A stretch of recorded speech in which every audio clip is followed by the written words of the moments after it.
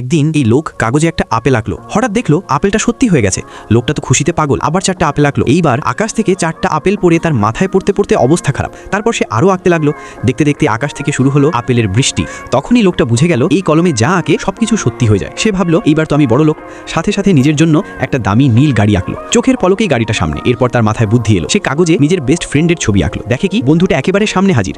লোকটা বন্ধুকে সব বলল, কিন্তু বন্ধু কিছুতেই বিশ্বাস করে না। প্রমাণ দেখাতে লোকটা মাটিতে একটা কলা আঁকলো। বন্ধুটা পা দিয়েই পিছলে ধপাস করে পড়ে গেল। এরপর লোকটা দুষ্টুমি শুরু করলো। একটা লেজার ছোড়া কুকুর আঁকলো, যেটা বন্ধুকে তাড়া করে মারতে লাগলো। এমনকি বন্ধুর 2 পাও গায়েব করে দিল। বন্ধুটা ব্যথায় কাতর। রাগে এসে কলমটা কেড়ে নিল আর কাগজে লোকটার মাথাটাই মুছে দিল। এরপর দুজনেই একে অপরকে নিয়ে খেলতে থাকলো। যা খুশি আঁকে আর সামনে সত্যি হয়ে যায়। এই কলমের জোরে তারা অল্প দিনেই বড়লোক হয়ে গেল। কিন্তু সমস্যা শুরু হলো তখনই।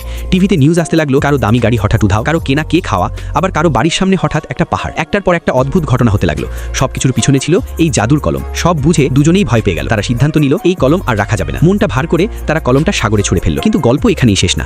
অনেকদিন পর সেই কলমটা কুড়িয়ে পেল একটা ভয়ঙ্কর স্বভাবের ছেলে। আর তখনই বোঝা গেল আসল বিপদ এখন শুরু হতে যাচ্ছে।